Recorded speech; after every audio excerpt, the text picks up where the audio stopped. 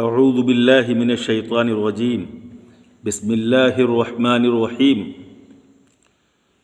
وَلَنَبْلُوَنَّكُمْ بِشَيْءٍ مِّنَ الْخَوْفِ وَالْجُوعِ وَنَقْصٍ مِّنَ الْأَمْوَالِ وَالْأَنفُسِ وَالثَّمَرَاتِ وَبَشِّرِ الصَّابِرِينَ الَّذِينَ إِذَا أَصَابَتْهُم مُّصِيبَةٌ قَالُوا إِنَّا لِلَّهِ وَإِنَّا إِلَيْهِ رَاجِعُونَ صدق اللہ العلی العظیم۔ اس آیت میں اللہ رب العزت نے قانون امتحان کے بارے میں بتایا ہے کہ اس دنیا کا نظام امتحان کے قانون پر مبنی ہے۔ یہاں جو لوگ بھی زندگی گزار رہے ہیں انہیں زندگی دی گئی ہے امتحان کے لیے۔ زندگی کا ایک ایک لمحہ امتحان کا ایک پرچہ ہے کہ کون آدمی کس موقع پر، کس آزمائش میں اور کس امتحان میں کیا رسپانس دے رہا ہے۔ یہاں خوشیاں کسی کو مل رہی ہیں وہ بھی امتحان کے لیے، اور غم مل رہے ہیں وہ بھی امتحان کے لیے۔ کسی کو دولت دی جا رہی ہے اور کسی کو مفلسی۔ کرسی پر کوئی بیٹھ رہا ہے اور کوئی کرسی سے اتر رہا ہے۔ کسی کا کرسی پر بیٹھنا اور کسی کا کرسی سے اترنا، نہ کرسی پر بیٹھنا انعام ہے اور نہ اس سے اترنا عذاب ہے، بلکہ یہ دونوں امتحان ہیں۔ کسی کو دولت اللہ رب العزت دے رہے ہیں تو اس کا امتحان یہ ہے کہ وہ اس دولت کو اپنی عقل، اپنی محنت اور اپنے تجربے کا نتیجہ سمجھتا ہے، یا وہ اللہ رب العزت کا فضل سمجھتا ہے اور اللہ کے بندوں کو اس میں شامل کرتا ہے یا نہیں۔ تو جس کے پاس کچھ ہے اس کے ہونے کا امتحان ہے کہ جو اعلیٰ دماغ اللہ نے دیا ہے، جو قوت اللہ رب العزت نے عطا فرمائی ہے، جو دولت دی ہے، جو پاور دیا ہے، اس کا استعمال وہ اللہ کی منشا کے مطابق کر رہا ہے یا نہیں کر رہا ہے۔ اور جس آدمی کے پاس کچھ نہیں ہے، محروم ہے، مسکین ہے، مفلس ہے،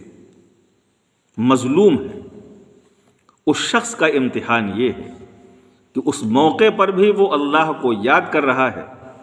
یا اللہ رب العزت کی وہ ناشکری کر رہا ہے۔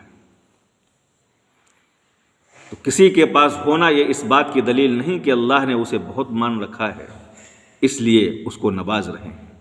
اور کسی کے پاس نہ ہونا یہ اس بات کی دلیل نہیں کہ اللہ رب العزت کی نظریں اس سے پھر گئی ہیں۔ اس لیے کہ اگر یہی انعام اور عذاب کی بنیاد ہوتی تو پیغمبروں کے ساتھ جو حادثات اس دنیا کے اندر پیش آئے ہیں وہ پیش نہ آتے۔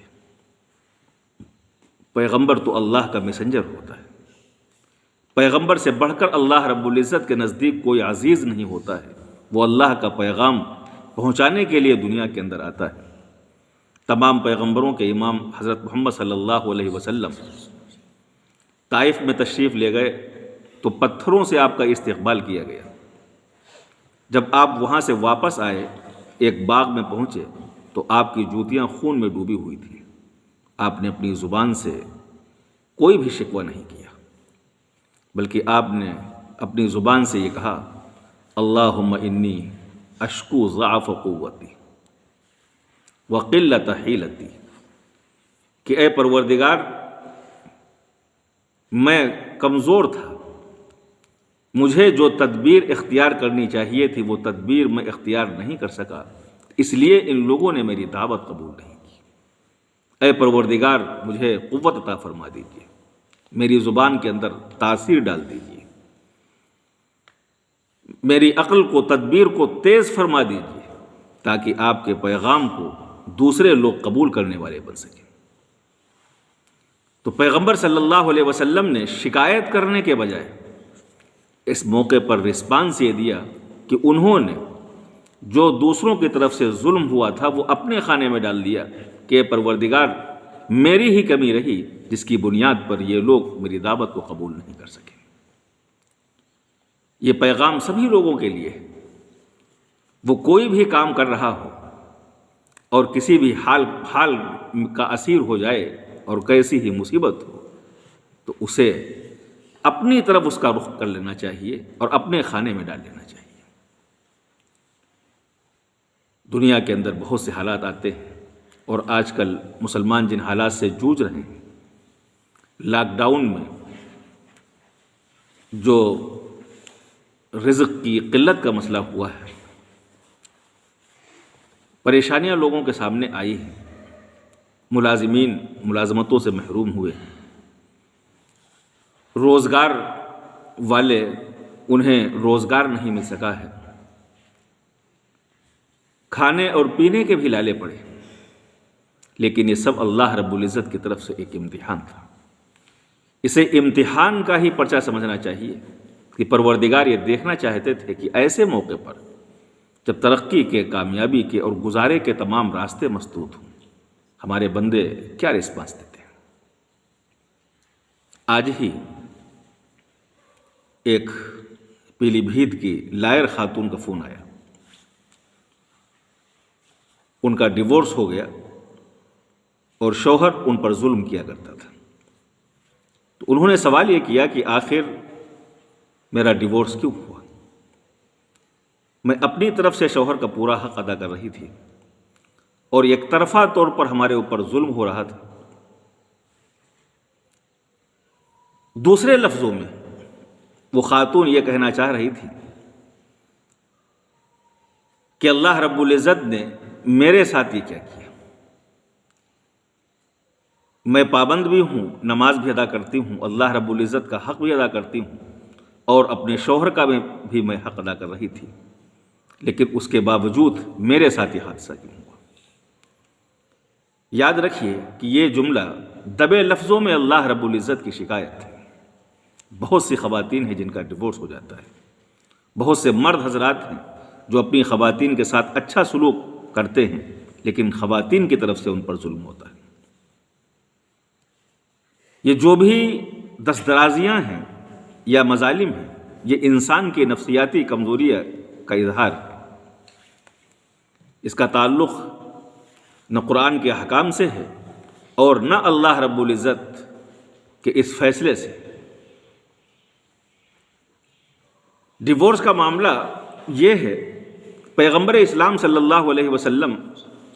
نے جب دعوت کا کام شروع کیا مکۃ المکرمہ میں، تو آپ کی 2 بیٹیوں کا ڈیورس ہو گیا، اور اس کے ذریعے سے آپ پر دباؤ بنانے کی کوشش کی گئی کہ آپ دعوت سے باز آ جائیں، لیکن اللہ کے پیغمبر صلی اللہ علیہ وسلم نے دعوت کے کام کو جاری رکھا، اور آپ کے چچا نے اپنے بیٹوں سے آپ کی 2 بیٹیوں کو طلاق دلوا دی۔ تو اگر ڈیورس یہ اللہ رب العزت کا عذاب ہے یا اس بات کی علامت ہے کہ خدا تعالیٰ ناراض ہے، تو پیغمبر اسلام صلی اللہ علیہ وسلم کی 2 بیٹیوں کا ڈیورس کیوں ہوا؟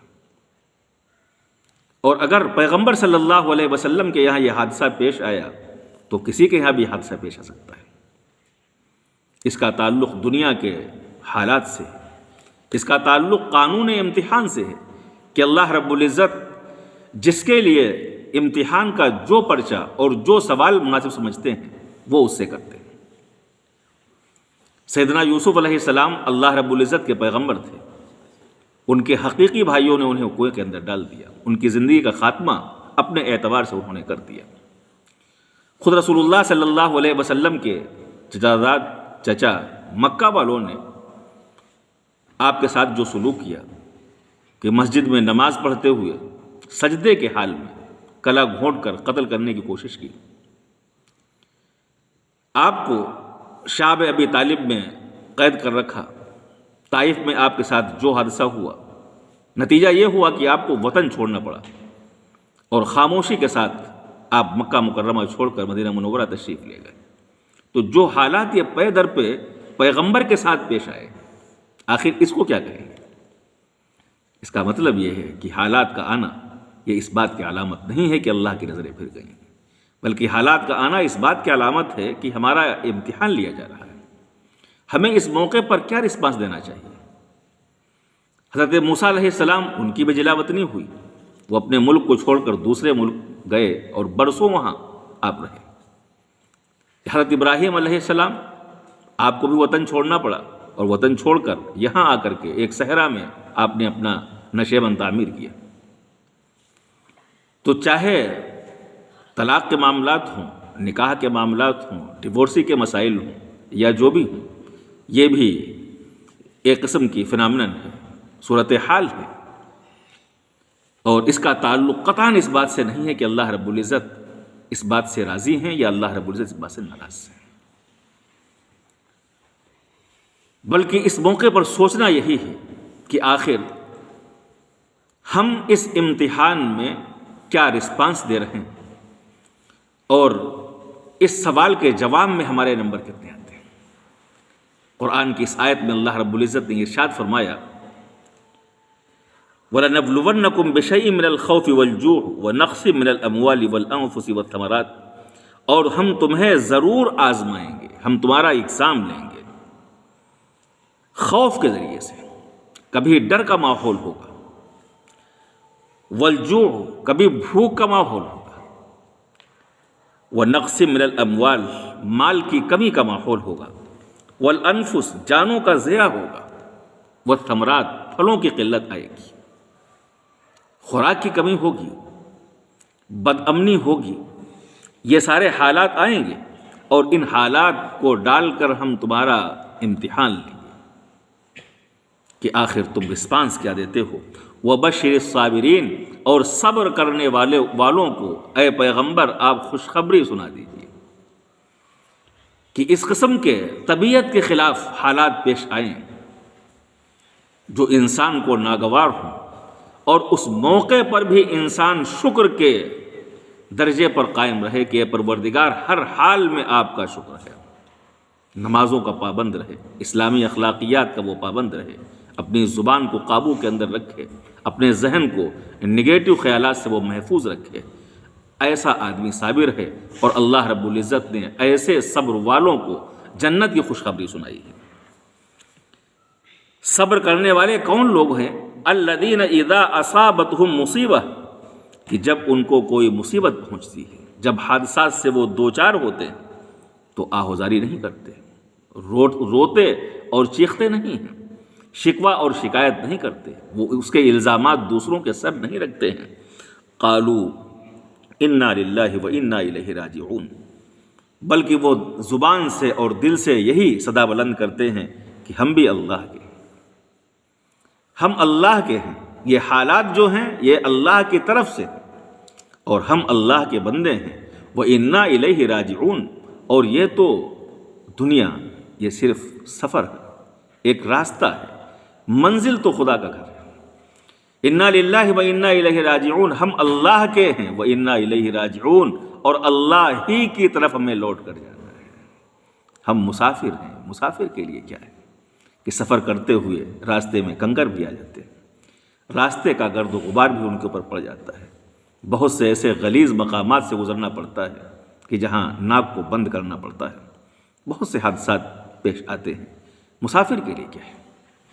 تو جس طرح ایک مسافر یہ سب نہیں سوچتا کہ راستے میں کون کون سے مقامات آ رہے ہیں، اس کی نگاہ اپنی منزل کے اوپر ہوتی ہے، ایسے ہی ایک ایمان والے کو اپنی نگاہ اپنی منزل پر اور اپنے مقصد کے اوپر رکھنا چاہیے کہ دنیا یہ ایگزامنگ ہال ہے، یہاں امتحان کے لیے اللہ رب العزت نے ہمیں زندگی دی ہے، جو بھی عمر دی ہے، جو بھی قوتیں اور جو بھی توانائیاں دی ہیں، یہ سب امتحان کے لیے ہیں۔ امتحان تو یہاں ہونا ہی ہونا ہے، اگر کچھ اچھے حالات آ جائیں تو اللہ رب العزت کا مزید شکر ادا کرنا چاہیے، اور امتحان گاہ میں یہ کوئی شخص سوال کرنے کا حق نہیں رکھتا کہ ہمارا پیپر سخت کیوں کر دیا گیا ہے۔ اللہ کے پیغمبر صلی اللہ علیہ وسلم نے اس کی مثال دی ہے کہ الدنیا سجن للمؤمن وجنت الکافر، کہ دنیا ایمان والے کے لیے جیل ہے اور کافروں کے لیے جنت ہے۔ جس طرح جیل میں جو قیدی ہوتے ہیں ان کے لیے پابندیاں ہوتی ہیں، باہر نکلنے پر، کھانے پینے پر، آرام کرنے پر، کام کرنے پر، وہاں کے جو اصول ہوتے ہیں ان کے اعتبار سے اس کو جینا پڑتا ہے۔ ایسے ہی یہ دنیا ایمان والے کے لیے قید خانے کی اور جیل کی حیثیت رکھتی ہے، یہاں اس کو ہر حال میں اس اصول کی پابندی کرنی ہے کہ ہمیں راستے پر دائیں طرف چلنا ہے یا بائیں طرف چلنا ہے، ہمیں یہ چیز کھانی ہے یا نہیں کھانی ہے، یہ کام کرنا ہے یا یہ کام نہیں کرنا ہے، یہ بات سوچنی چاہیے یا نہیں سوچنی چاہیے۔ تو مومن کی زندگی گھری ہوئی ہے اصولوں سے، مومن کی زندگی کانٹوں سے گھری ہوئی ہے۔ اگر کچھ حالات اچھے آ جاتے ہیں تو ان پر اللہ کا شکر ادا کرنا چاہیے، اور اگر حالات برے آتے ہیں، خراب آتے ہیں، تو ہم تو امتحان گاہ میں، ہم تو جیل خانے کے اندر ہیں، تب بھی اللہ تعالیٰ کا ہر حال میں شکر ادا کرنا چاہیے۔ اللہ رب العزت ہم تمام لوگوں کو قرآن کے احکام پر عمل کرنے کی توفیق عطا فرمائے، اور قرآن نے جو نفسیات دی ہیں اس کے مطابق زندگی گزارنے کی توفیق عطا فرمائے۔ وآخر دعوانا الحمدللہ رب العالمین۔